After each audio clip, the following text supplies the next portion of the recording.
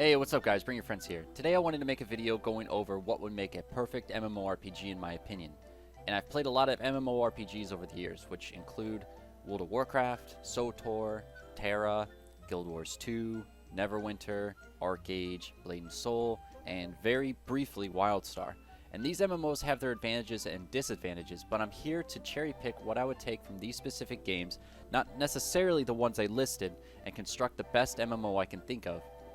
The first category is the story and how you level. This one is probably my least favorite category in terms of what I like about MMORPGs. And it's not that some MMORPGs are necessarily bad at telling a story or having terrible questing, but it's the fact that questing and the story is getting in the way of where I want to be, which is the end game. That being said, I'm not saying that I don't want my perfect MMORPG not to have a great story, but I want there to be options to how I level. So, for example, if I do organized PvP, I want to be able to get the same experience as I would with questing. Again, if I wanted to go out in the world and simply explore and kill people, I want to get comparable experience as if I was doing the main story or side questing. Guild Wars 2 has a really good model in regards of how you level your character. You can join structured PvP called Heart of the Mist as soon as you make your character, and once you're there, you're scaled to max level as long as you stay there. And the great thing about it is, while you play PvP, you gain access to these items called Tombs of Knowledge. And for each one of you obtain, it gives you a level towards max level. So essentially, you can ignore the main story completely and level up the way you want to level.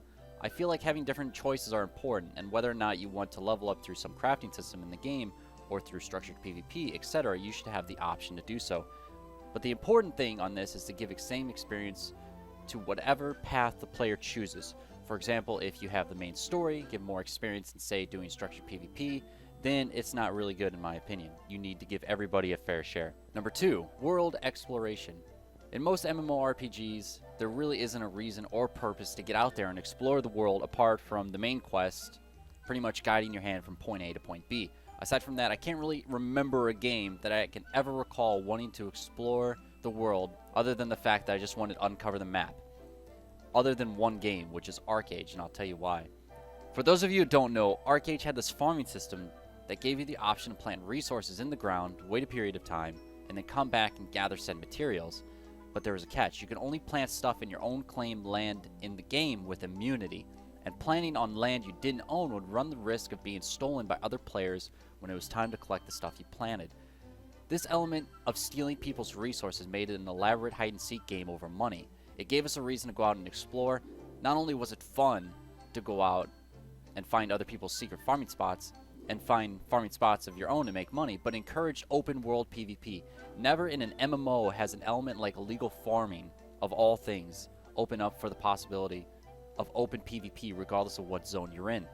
And that was the fun of it. You never knew where the action was going to take place. It was the unpredictability of what you might find or run into that made something that I would never get bored of.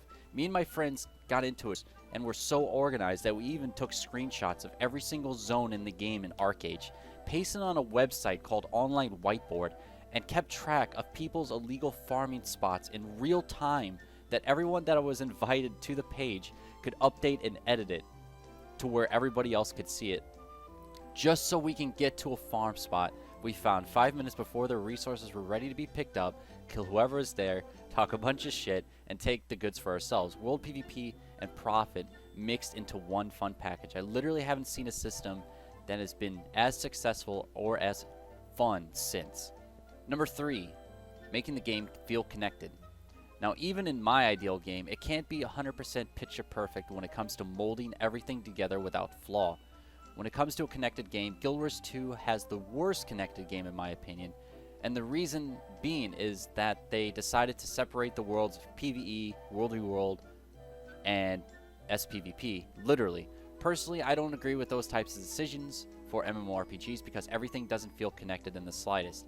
I'm more of the type that prefers a open sandbox type of game where the only us versus them mentality should be the factions or races you choose at the very beginning when you create your character, like World of Warcraft or Arcage, for example. That way it makes everything fall into place. It doesn't really break immersion either. As I said before with Guild Wars 2, it almost feels like a dungeon finder when you load into World v World as well. There's no element of surprise either, which takes out the fun in my opinion. As I said before with World Exploration, part of the fun was the unpredictability of not knowing what was going to happen. It kept you on your toes, and it kept things interesting. And if you don't keep your game connected, then things are bound to become stagnant very quickly.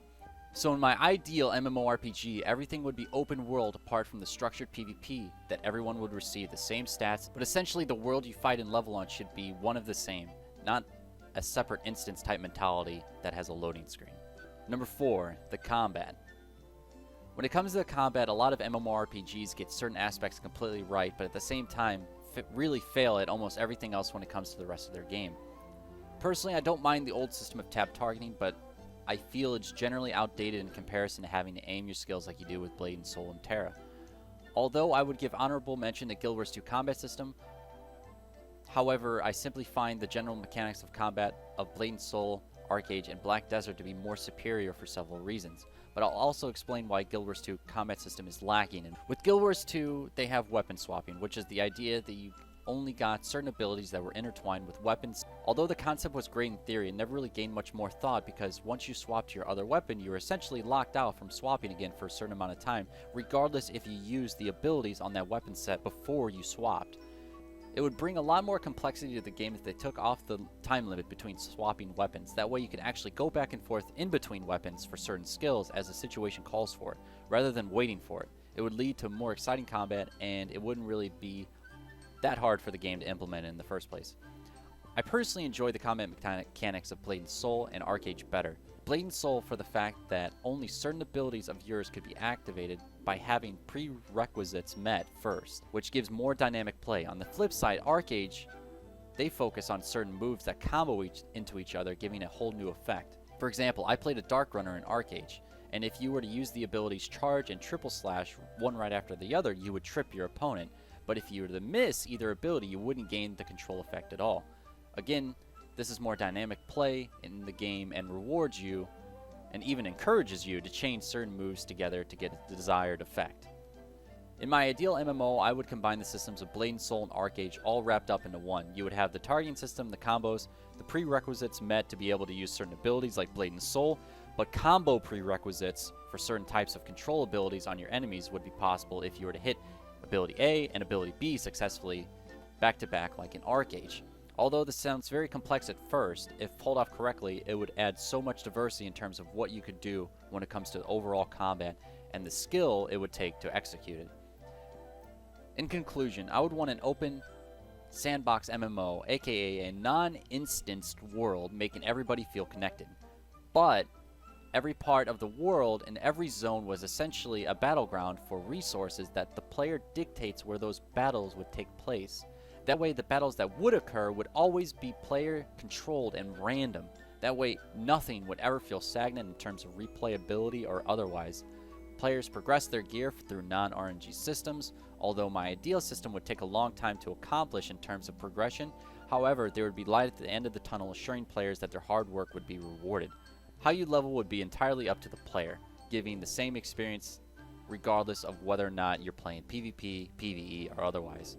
So that's pretty much it for this video. Let me know what you guys think in the comment section down below. What are your thoughts on an ideal MMO? Is there anything I missed or any suggestions you may have? Let me know. This is Bring Your Friends. Adios.